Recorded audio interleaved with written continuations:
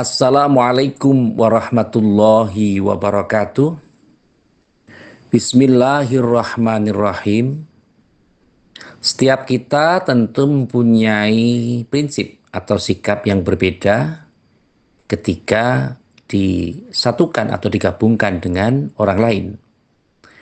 Dalam prinsip-prinsip itu mungkin ada yang sepakat, ada yang tidak sepakat, ada yang berkenaan dengan pribadi atau tidak berkenaan dengan pribadi.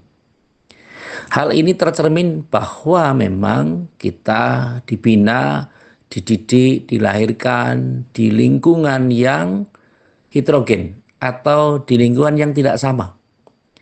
Sehingga proses perkembangannya pun diharapkan untuk saling melengkapi dan bukan saling memecah belah. Momentum-momentum seperti ini tentu tidak bisa dipaksakan. Ada yang disepakati dan ada yang tidak disepakati. Ada pula yang harus diakui dan ada pula yang tentunya harus ditoleransi. Hal-hal ini tidak jauh berbeda dengan sikap kita dalam mengkondisikan di era seperti ini. Era-era sekarang akan menunjukkan bagaimana kita eksistensi di masyarakat tentu harus juga menjadi bahan pertimbangan. Apakah kita ingin menjadi masyarakat yang aktif, atau menjadi warga masyarakat yang positif, atau menjadi masyarakat yang biasa-biasa saja. Artinya ya sudahlah, yang terjadi seperti apa ya kita biarkan saja. Atau setidaknya permasalahan-permasalahan yang kita tidak harapkan tentu harus disikapi dengan baik dan cermat. Sikap-sikap patriotisme yang terjadi atau nasionalisme atau apapun istilahnya di masyarakat ini semakin lama akan mengalami sebuah gradasi atau penurunan, di mana hal tersebut juga terkait dengan bagaimana pemahaman dia terhadap kehidupan ini, bagaimana pemahaman terhadap sudut pandang kehidupan yang sedang dijalankan, atau bagaimana kita mensikapi sesuatu yang terjadi di masyarakat.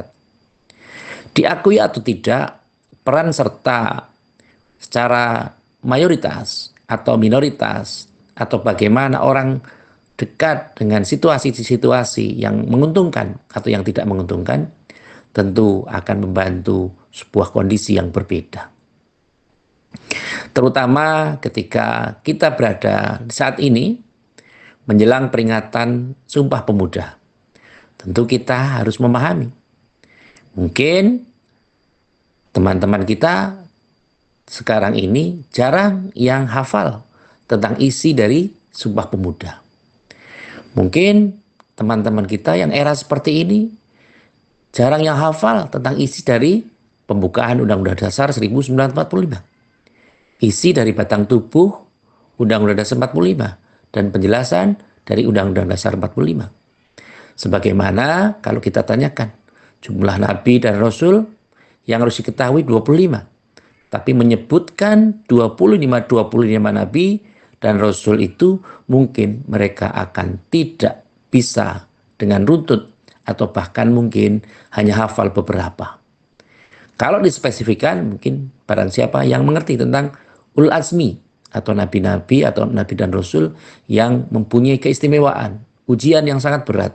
Ada berapapun, kadang mungkin mereka juga tidak mengerti. Sebagaimana sikap-sikap yang harus dilaksanakan, yang harus dilalui, dan prinsip-prinsip hidup mereka. Itu juga kadang kita sendiri mungkin akan susah. Mungkin Pancasila tidak hafal, Undang-Undang Dasar 45. Ironisnya kadang mungkin Indonesia Raya pun, lagu kebangsaan kita juga sedikit yang hafal. Misalnya ditanyakan bahwa Indonesia Raya ini ada 3 stansa, silahkan di stansa atau bait yang pertama atau stansa yang pertama seperti apa bunyinya. Mungkin sedikit sekali di antara kita atau tidak banyak yang mengerti. Yang biasa dilakukan adalah dinyanyikan, maksud saya itu stansa keberapa. Mungkin jarang sekali yang mengerti. Sehingga inilah yang perlu kita jadikan sebagai patokan dan pedoman, bahwa mengapa di situ ada kondisi Sumpah Pemuda. Mengapa garis-garis yang ditunjukkan adalah pemuda dan bukan remaja atau anak-anak, atau bahkan orang tua yang sudah matang secara fisik dan psikisnya, yang sudah matang secara keilmuannya. Justru yang ditekankan adalah pemuda. Karena pemuda ini merupakan tonggak bagaimana bangsa kita, bagaimana negara ini bisa mendapatkan sesuatu dengan cara-cara yang baik. Di mana sekarang ini tentu ada pemberitaan baru, ada sesuatu informasi yang sungguh sangat menyenangkan atau bahkan sangat mengembirakan, bahwa ada namanya Zaken Kabinet. Orang-orang yang Zaken, tentu yang menguasai keilmuannya secara profesional, ditarik menjadi pejabat negara. Meskipun ada pro dan kontra, tetapi dalam hal ini tentu kita harus memahami bahwa Indonesia adalah negara yang luas, negara yang mempunyai probabilitas yang sangat besar, negara yang mempunyai wilayah yang sangat luas, sehingga tentu saja ini membutuhkan hal-hal yang lebih spesifik. Tentu saya tidak memahami tentang bagaimana ilmu ketatanegaraan, tetapi pada prinsipnya tentu logika umumnya adalah negara ini adalah negara besar, tentu spesifikasi pengolahannya harus diolah dengan orang-orang yang kompeten, orang-orang yang profesional dan melibatkan kewilayahan dari Sabang sampai Merauke, dari Indonesia bagian barat, Indonesia bagian tengah, dan Indonesia bagian timur. Tentu saja ini menjadi sesuatu yang tentu menjadi debatable, menjadi perdebatan.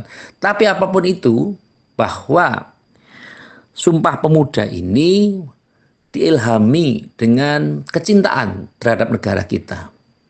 Bagaimana kecintaan terhadap kewilayahan, yang tentu saja wilayah ini berasal dari bahasa Arab, karena pengelolanya, pemukanya, penguasanya adalah wali.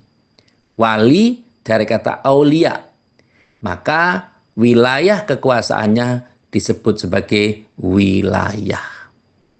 Skop-skop ini tentu perlu dijadikan sebagai pertimbangan bahwa ketika kita berada di ranah yang mengkhawatirkan secara pertumbuhan, secara perkembangan, tentu ada semangat untuk membersamai diri kita dengan orang-orang yang positif. Bukan orang-orang yang kontra atau orang-orang yang bertentangan dengan kebijakan-kebijakan yang berlangsung dan berlaku pada saat sekarang.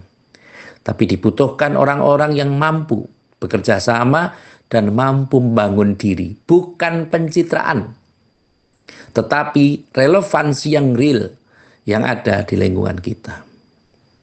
Tentu saja ini tidak terlepas dari bagaimana isu yang berkembang saat ini. Banyak orang yang mengkondisikan tentang isu SARA, isu tentang agama, ras, golongan, dan suku. Tetapi dalam hal ini tentu kita dilahirkan berbangsa-bangsa dan bersuku-suku untuk saling kenal mengenal.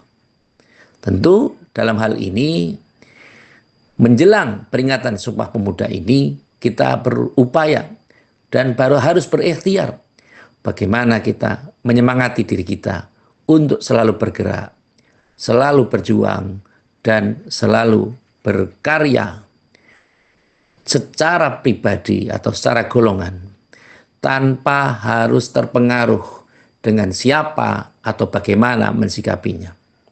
Karena setidaknya kita adalah bangsa yang mandiri. Kita tidak boleh terpengaruh dengan golongan-golongan tertentu atau pihak-pihak tertentu yang secara idiom tentu akan berupaya untuk tidak sepakat atau bahkan merusak bangsa ini. Tetapi kita sebagai warga negara harus berupaya bagaimana menumbuhkan semangat loyalitas terhadap negara, loyalitas terhadap bangsa, dedikasi terhadap bangsa, dedikasi terhadap kewilayahan kita, tanpa diiming-imingi oleh materialisme atau hal-hal yang terkait dengan itu. Kita sebagai mayoritas umat muslim harus memberikan contoh yang baik, harus memberikan pendidikan yang baik, harus memberikan pemahaman-pemahaman yang rasional, pemahaman yang relevan, dan tidak pemahaman institusional. Tidak pemahaman secara golongan, tetapi bagaimana pemahaman secara universal. Tentu kita harus juga berikhtiar bagaimana menyepakati sebuah kondisi yang membangun, bukan merobohkan, membersihkan dan bukan mengotori, memberikan cerminan-cerminan positif, bukan mencederai masyarakat. Ini yang tentu saja ada hal-hal yang positif, bahwa ketika orang yang bergerak, yang berada di tampuk pimpinan sekarang ini, ada namanya pelatihan kepemimpinan. Bagaimana experience, pengalaman-pengalaman mereka ditunjukkan, ada diklat atau bahkan ada pembekalan-pembekalan khusus, mungkin di Akmil, Magelang, yang tentu saja dari 8 presiden ini baru sekarang terjadi di masyarakat, atau di era sekarang ini baru dilaksanakan. 7 presiden sebelumnya tentu tidak ada hal-hal seperti ini. Maka Lembah Tidar merupakan satu kondisi yang tentu saja menjadi peringatan bahwa bagaimana semangat kebersamaan, bagaimana semangat prajurit yang pantang menyerah, bagaimana semangat untuk membangun, bagaimana semangat untuk mendedikasikan dirinya, jiwanya, dan semua hal yang ada pada pribadinya untuk kepentingan yang lebih besar. Dan tentu saja ini harus dicontoh oleh kita. Setidaknya dari kalangan yang lebih bawah pun harus mempunyai prinsip yang jelas, prinsip keperpihakan terhadap masyarakat, dan bukan prinsip secara kondisi yang tentu saja apalagi untuk menyenangkan pribadinya, menyenangkan dirinya sendiri, menyenangkan golongannya sendiri. Dan ini harus mulai dikondisikan. Mungkin kita harus sepakat bahwa adanya psikotes, adanya fit and proper test, adanya namanya tes intelijensi, perlu dilakukan. Bagaimana jiwa kepemimpinan kita atau mereka bisa dilihat bagaimana ketika mereka mensikapi sesuatu. Bukan sekedar menduduki jabatan tertentu, tapi tanpa resiko. Tentu kita harus juga mengkondisikan. Kalau kita memimpin institusi, kelembagaan, atau apapun istilahnya, tentu harus ada target-target tertentu yang harus dikondisikan. Dan inilah yang terjadi di kabinet yang sekarang, di pemerintahan yang sekarang. Yang tentu saja ini menjadi sesuatu yang sangat membanggakan. Ketika pada saat lalu hal-hal yang bersifat kepemimpinan, entrepreneurship, sesuatu leadership jarang untuk digemblengkan pada masyarakat kalangan atas. Tetapi untuk saat ini mereka mau tidak mau, suka atau tidak suka, mereka harus memberikan yang terbaik terhadap bangsa ini dengan satunya kata, pemikiran, satu komando untuk membangun bangsa. Proses-proses ini alhamdulillah sudah mulai dicanangkan oleh pemimpin kita. Dan tentu saja kita mengetahui bahwa Lembah Tidar di Magelang merupakan bagaimana orang bisa diasah kemampuannya sebagai prajurit untuk mengkondisikan sesuatu. Dan kita perlu memahami bahwa di Magelang itu banyak makam wali. Di sana ada juga Masjid Nur Muhammad Ngadiwongso, gurunya Pangeran Diponegoro. Dan Pangeran Diponegoro berjuang dari tahun 1825 sampai dengan 1830. Sebuah pertempuran yang melelahkan. Jarang-jarang di antara mereka Pangeran Diponegoro atau Ontowiryo yang memberikan contoh bahwa melawan penjajah di waktu yang sangat lama, yakni 5 tahun. Dan perlu kita ketahui bersama bahwa Raden Ontowiryo atau Pangeran Diponegoro, pahlawan Gua Selarong ini juga Muslim, yang tentu saja beliau meninggalkan peninggalan-peninggalan yang sangat luar biasa. Di antara adalah takrib Al-Quran dan hal-hal lain yang sangat menyenangkan. Kalau kita sebagai bangsa Indonesia, generasi saat ini hanya mengerti bahwa Pangeran Diponegoro adalah pahlawan, tapi di balik itu semua kita harus memahami juga bahwa Raden Pangeran Diponegoro merupakan santri, merupakan pahlawan muslim yang tentu saja gigih untuk memperjuangkan kemerdekaan.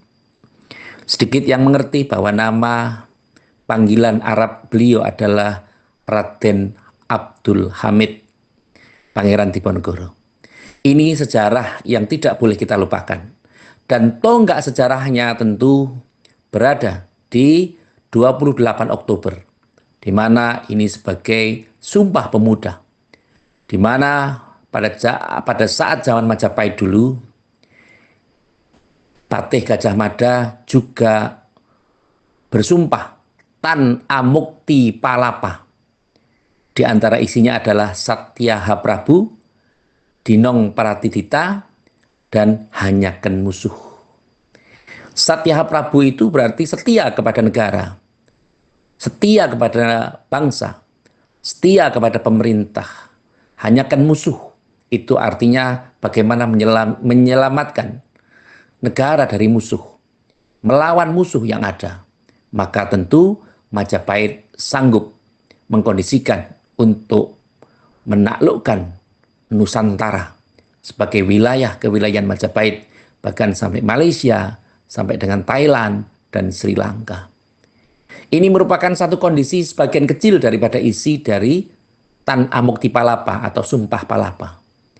Yang tentu saja sumpah ini harus senantiasa dikondisikan oleh bangsa ini untuk menjadi orang yang berjuang, orang yang mempunyai prinsip jelas, dan tentu saja Sumpah Pemuda diantaranya adalah bertumpah darah satu tanah air Indonesia, dan diantaranya adalah menjunjung bahasa persatuan, bahasa Indonesia.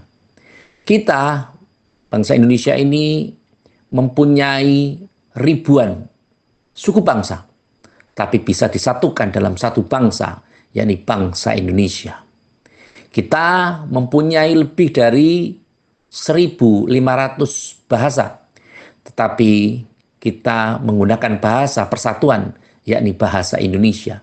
Dan tentu saja masih banyak hal-hal lain yang tentu harus kita pahami, terutama generasi Z, generasi muda, dan generasi saat ini tentu harus berupaya bagaimana supaya anak-anak kita sanggup mengemban aspirasi dan sanggup menerima, melanjutkan pembangunan setelah kita nanti surut, atau kita secara pribadi atau secara kelompok atau golongan sudah tidak bisa ikut berkontribusi dalam membangun masyarakat dan membangun bangsa. Oleh karenanya tentu dalam hal ini mari kita upayakan memupuk semangat kebersamaan, semangat persatuan dan kesatuan, memberikan kontribusi positif terhadap hal-hal yang sedang dan masih berlangsung. Sesuatu yang baik perlu dipertahankan, dan sesuatu yang kurang baik tentu harus diperbaiki. Mari kita jadikan momentum Hari Sumpah Pemuda ini menjadi sarana untuk merekatkan kebersamaan. Siapapun golongannya, apapun agamanya, ketika pada prinsip membangun, maka mari kita satukan. Tetapi untuk masalah agama, misalnya berbeda keyakinan dengan kita, tentu kita harus mengatakan lakum dinukum waliyadin. Ini tentu menjadi satu pertimbangan yang sangat kuat, dan sehingga dalam hal ini selamat menyambut Hari Sumpah Pemuda.